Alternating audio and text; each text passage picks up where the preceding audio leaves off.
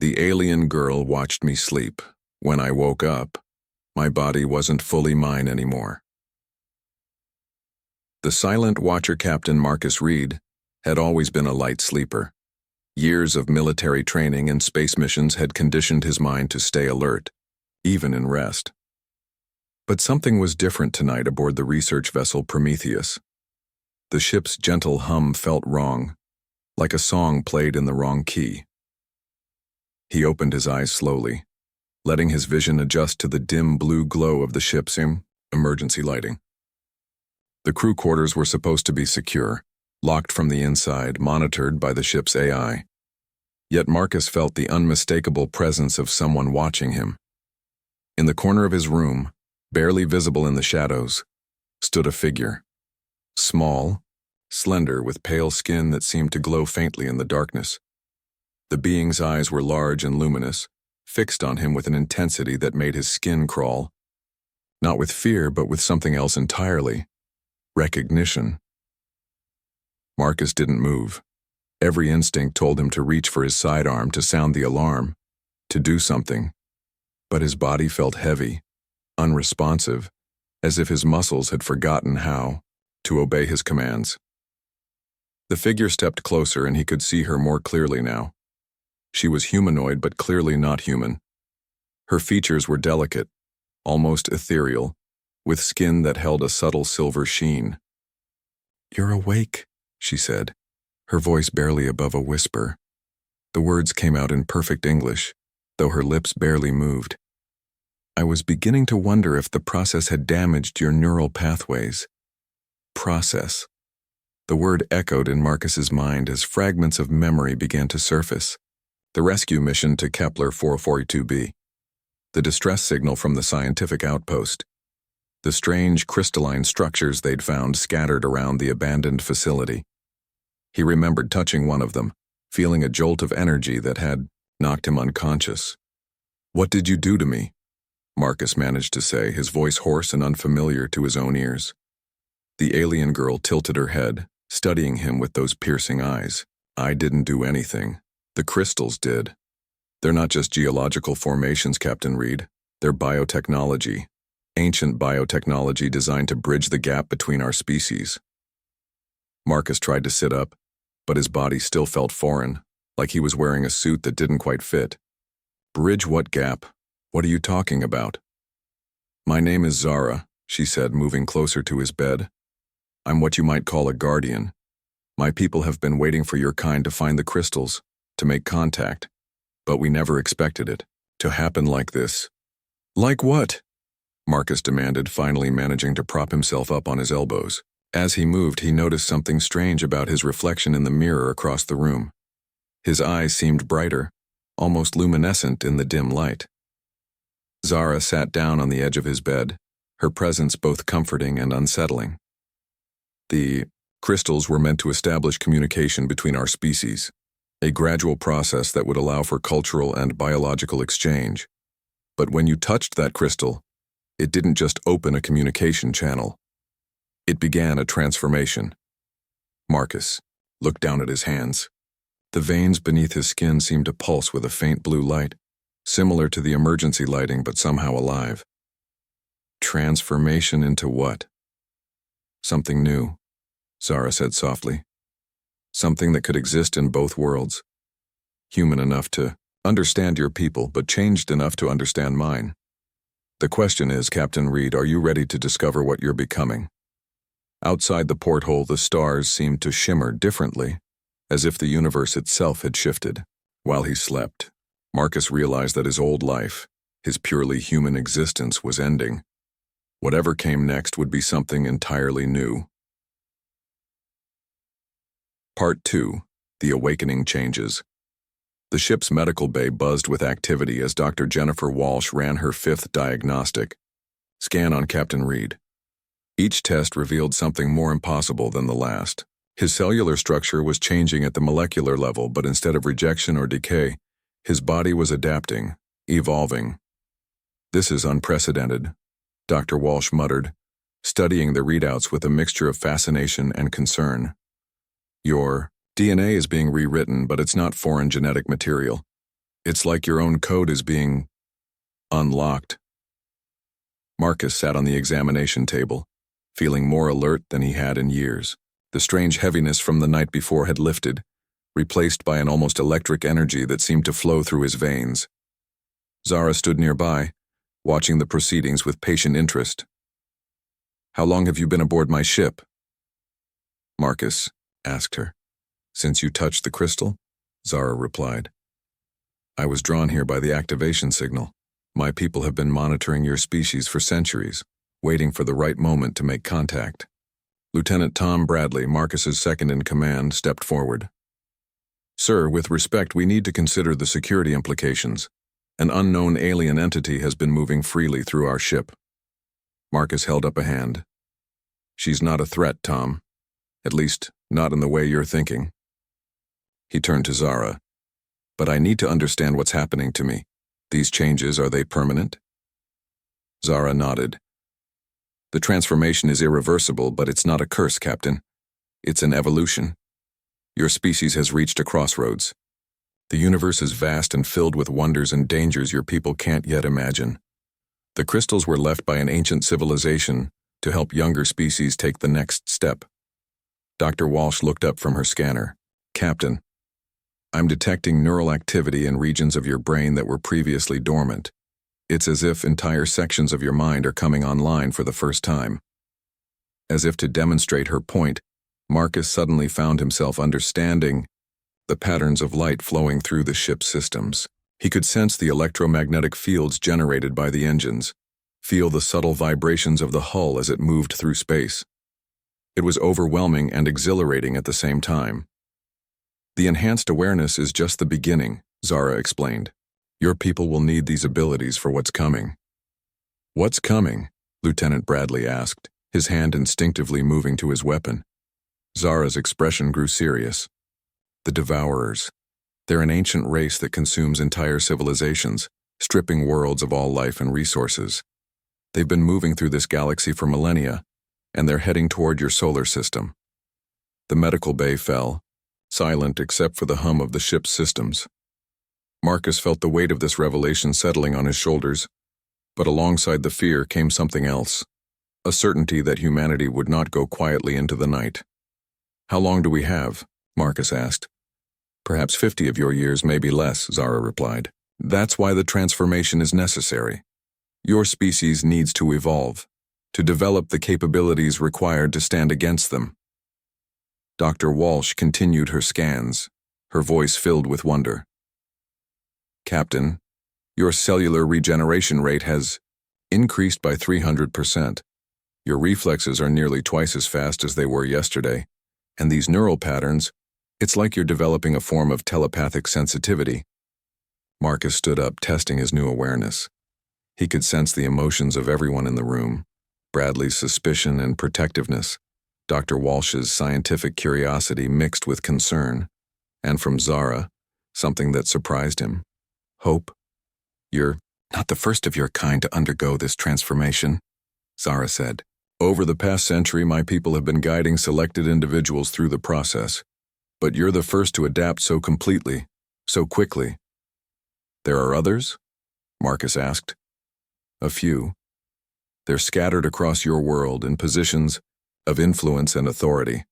Scientists, military leaders, explorers, all working to prepare humanity for what's coming, though most don't yet know the full truth." Lieutenant Bradley stepped forward. "Sir, I recommend we contact Earth Command immediately. This information needs to reach the highest levels of government." Marcus nodded, but he could already sense the complexity of the situation. How do you tell humanity that aliens exist, that some humans are being transformed, and that an ancient enemy is coming to destroy them all? The panic alone could tear civilization apart. "We'll need to be careful about how we proceed," Marcus said. "But first, I need to understand more about these abilities. Zara, you mentioned others who have undergone this transformation. Can you take me to them?"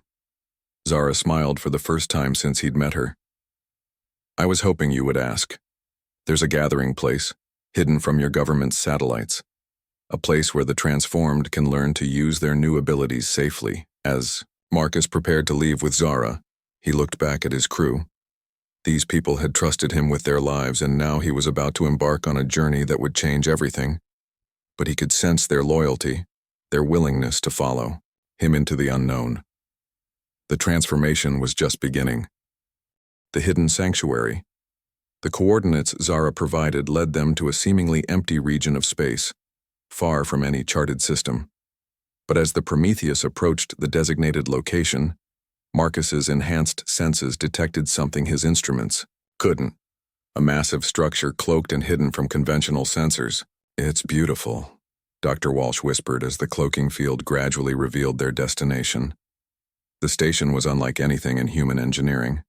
Organic curves blended seamlessly with crystalline structures, creating a harmony between technology and nature that took Marcus's breath away. Ships of various designs, some human, others clearly alien, docked at ports that seemed to grow from the station's surface like flowers. "Welcome to Haven," Zara said as they approached one of the docking bays. "The first joint colony between our species." Lieutenant Bradley frowned. "Sir, this appears to be a military installation. We should proceed with extreme caution." Marcus could sense Bradley's concern, but he could also feel something else. The presence of other transformed humans aboard the station. They were calling to him, their enhanced consciousness reaching out in greeting. As they docked, Marcus was surprised to find himself met by a familiar face. Colonel Rebecca Harrison, officially listed as missing in action 3 years ago during a deep space reconnaissance mission. She looked exactly as Marcus remembered, except for her eyes, which now held the same luminous quality he'd noticed in his own reflection. "Hello, Marcus," Rebecca said, her voice carrying undertones that seemed to resonate in his mind. "I know, you have questions. We all did when we first arrived here." "Rebecca, you're supposed to be dead," Marcus said, embracing his old friend and colleague. "In a way, the old me is," she replied. "But something better has taken its place. Come, let me show you what we've built here." The interior of Haven was a marvel of integration. Human technology worked alongside alien systems, creating efficiency, levels that seemed impossible. Marcus watched human engineers working side by side with beings from a dozen different species, communicating through a combination of spoken language and what appeared to be direct mental contact. "The transformation doesn't just change your body," Rebecca explained as they walked through the main corridor. "It opens your mind to forms of communication and understanding that transcend species barriers. We're not just becoming better humans, Marcus. We're becoming something new entirely." They entered a vast chamber where dozens of beings, human and alien, were engaged in what looked like a complex dance. But Marcus's enhanced perception revealed the truth. They were practicing coordinated movements, preparing for combat on a scale he could barely comprehend. "The Devourers," he said, understanding instinctively. "Exactly," Rebecca confirmed. "They're not just a physical threat. They're a psychic plague that corrupts everything they touch. Traditional weapons and tactics are useless against them, but the transformed working together can create barriers they can't penetrate." Zara joined them, her expression proud. "Your species has exceeded all our expectations. In just a few decades, you've adapted to abilities that took my people centuries to develop." An alarm suddenly echoed through the chamber, and Marcus felt a collective tension ripple through the assembled beings. A massive view screen descended from the ceiling, showing the outer edges of their solar system. Something was moving through the darkness between stars, something vast and wrong. "They're here," Rebecca said, her voice grim. "The Devourers have found us." The screen zoomed in, revealing ships that seemed to absorb light itself. They moved in formations that hurt to look at directly, their very presence causing distortions in space-time. As Marcus watched, he saw them encounter a small asteroid belt. Within minutes, the rocks were reduced to nothing, their matter consumed and converted into more ships. "How many are there?" Lieutenant Bradley asked, his voice barely steady. "Millions," Zara replied. "Maybe billions. They've consumed entire galaxies, growing stronger with each world they devour." Marcus felt the weight of hopelessness settling over the assembled beings, but something inside him rebelled against despair. The transformation had awakened more than just enhanced abilities. It had awakened a fierce determination that seemed to burn in his very cells. "Then we meet them," he said, his voice carrying an authority that surprised even him. "How long before they reach Earth?" 6 months, Rebecca answered. "Maybe less if they accelerate their approach." "Then we have 6 months to prepare," Marcus said, turning to address the entire assembly. "I've spent my life defending humanity, and I'm not about to stop now. What do we need to do?" The response was immediate and overwhelming. Dozens of voices, human and alien, began speaking at once, offering resources, strategies, and hope. Marcus realized that the transformation wasn't just about individual evolution. It was about creating a new form of collective consciousness, one that could stand against the darkness approaching their worlds. "The final phase of your transformation begins now," Zara said, placing her hand on his shoulder. "You're ready to become what your species needs you to be." As Marcus looked out at the assembled defenders, he felt a certainty that transcended logic. Humanity would not fall to the devourers. They would evolve, adapt, and fight back with everything they had become. Part 4. The rising storm. Earth's governments reacted to the revelation of the devourer threat with predictable chaos. Emergency sessions were called.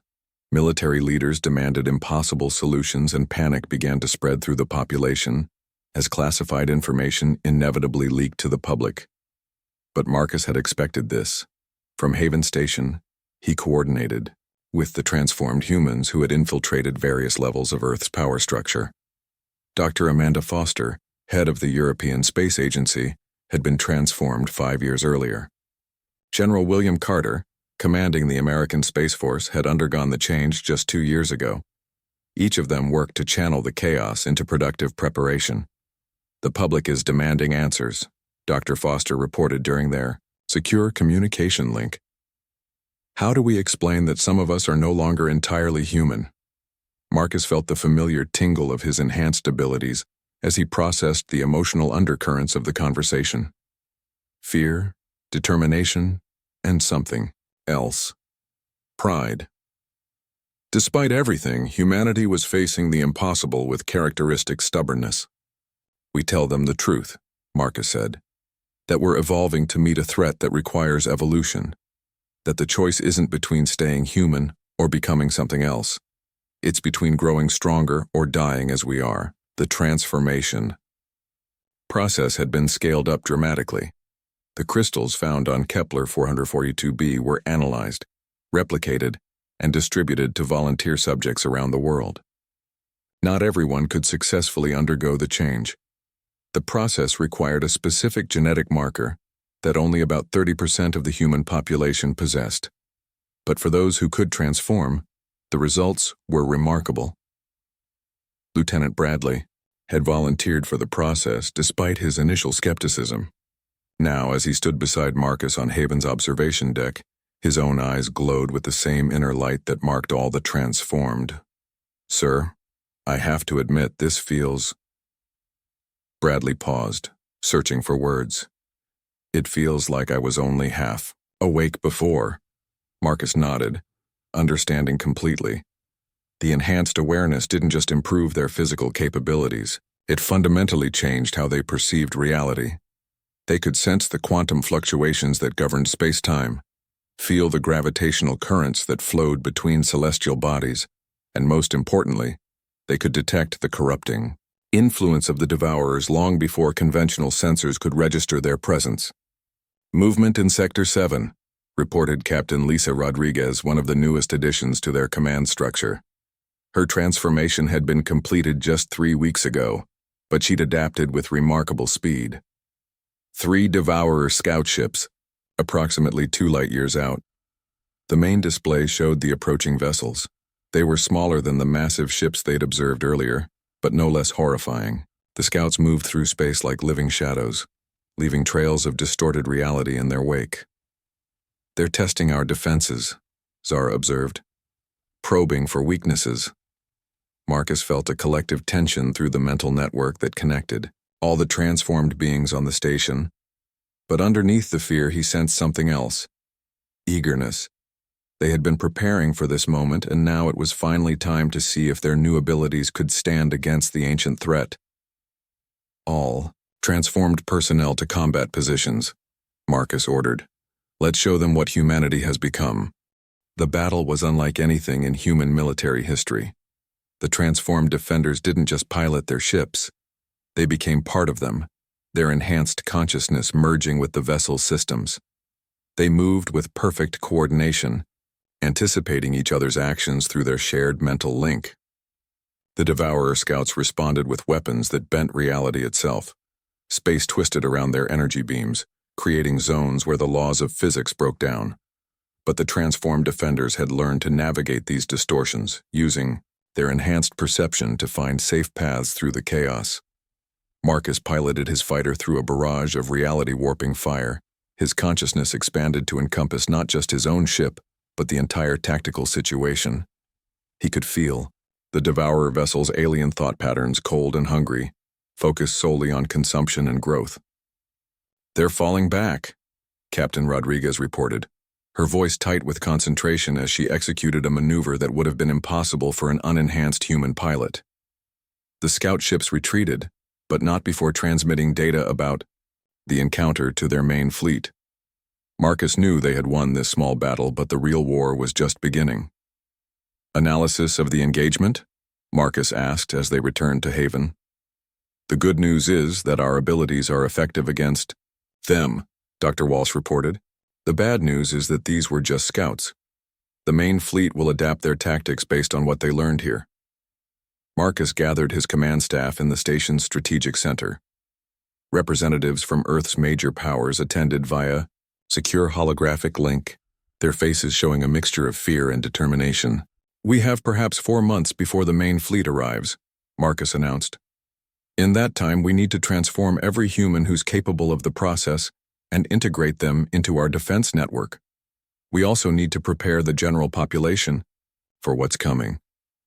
The panic alone could destroy our civilization," warned President Chen from the North American Federation. "Maybe," Marcus acknowledged, "but the alternative is extinction. Zara, what can your people contribute to our defense?"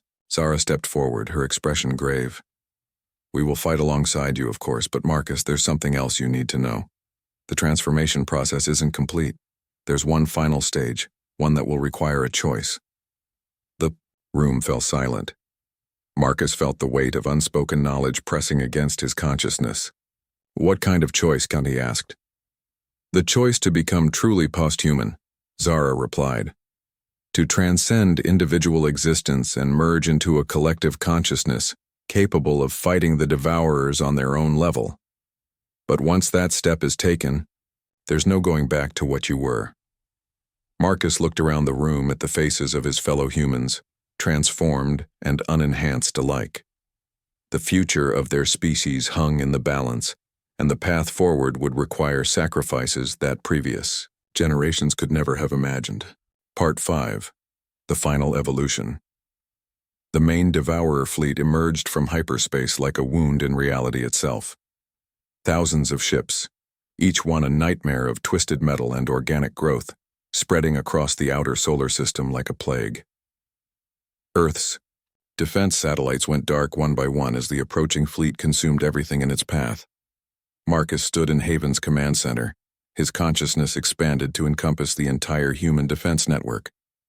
Over 2 million humans had successfully undergone the transformation in the past 4 months, creating a collective awareness that spanned the solar system. But even with their enhanced abilities, the odds seemed impossible. "They're not just ships," reported Dr. Walsh, her voice tight with horror as she analyzed the sensor data. "They're alive. The entire fleet is one massive organism." The realization hit Marcus like a physical blow. They weren't facing a conventional enemy with ships and weapons. They were confronting a single, vast intelligence that had consumed entire galaxies, incorporating the knowledge and resources of countless civilizations into its growing mass. "All transformed personnel, prepare for final evolution protocol," Marcus announced, his voice carrying across the mental network that connected every enhanced human in the solar system. The decision had been made weeks ago, after extensive debate and soul-searching. Humanity's individual consciousness was simply too limited to comprehend and counter the Devourer's collective intelligence. But together, merged into a single awareness while retaining their essential humanity, they might have a chance. "Marcus," Lieutenant Bradley said, his voice heavy with emotion, "will we still be us?" "We'll be more than us," Marcus replied. "We'll be what we were always meant to become." The transformation began simultaneously across the solar system. 2 million enhanced humans, from the battle stations around Jupiter to the defenders on Earth's surface, opened their minds to complete unity. The process was overwhelming and transcendent, like awakening from a dream of separation into a reality of infinite connection. Marcus felt his individual consciousness expand, merging with Bradley, with Dr. Walsh, with Rebecca, with every transformed human in the network. But instead of losing himself, he found that his essential nature became stronger, supported and amplified by the collective whole. The new consciousness that emerged was still recognizably human, but it was also something unprecedented in the galaxy's history. Where other species had chosen either individual intelligence or collective absorption, humanity had found a third path. They had become a collective that celebrated and preserved individual identity. The Devourer fleet's approach slowed as it encountered the first tendrils of humanity's new collective awareness. For the first time in eons, the ancient predator had found prey that could perceive its true nature and fight back on equal terms. "We see you," the human collective spoke with one voice across multiple dimensions of reality. "We understand what you are, and we reject your hunger." The Devourer's response was a wave of psychic corruption that would have shattered any individual mind, but the human collective absorbed the attack, transforming the alien hatred into something new: understanding, compassion, and most surprisingly, an offer of redemption.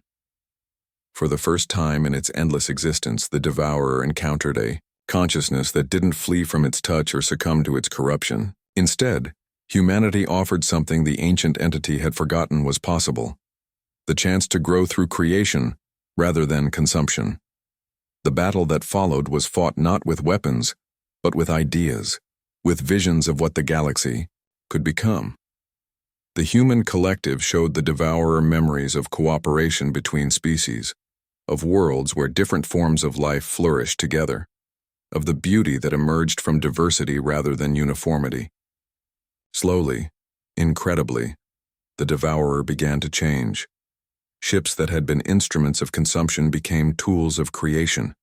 The twisted organic growths that had marked its vessels transformed into gardens of impossible beauty. The ancient hunger that had driven it across the galaxy evolved into a desire to nurture and protect. "This is impossible," Zara whispered, her consciousness touched by awe as she witnessed the transformation. "In all our history, no one has ever successfully reached the Devourer's core consciousness. Maybe that's because no one ever tried to understand them instead of just fighting them," Marcus replied, his individual voice emerging from the collective whole. "They're not evil. They're just lonely. They've been alone for so long that they forgot how to exist without consuming others." The transformation of the Devourer fleet took days, but when it was complete, the solar system hosted the most diverse collection of conscious beings the galaxy had ever seen. The ancient collective had become a gardener of worlds, using its vast resources to create rather than destroy. Humanity's collective consciousness gradually began to separate back into individual minds, but the connection remained. They were still linked, still able to share thoughts and emotions across vast distances, but they retained their essential humanity. "So what happens now?" Dr. Walsh asked as they gathered in Haven's observation lounge, watching the transformed Devourer ships working alongside human vessels to restore the damaged outer planets. "Now we explore," Marcus said, his eyes bright with possibility. "The galaxy is vast, and we've only just begun to understand our place in it. The transformation isn't an ending, it's a beginning." Zara smiled, her hand resting on Marcus's shoulder. "My people have a saying: The strongest trees grow from the deepest roots.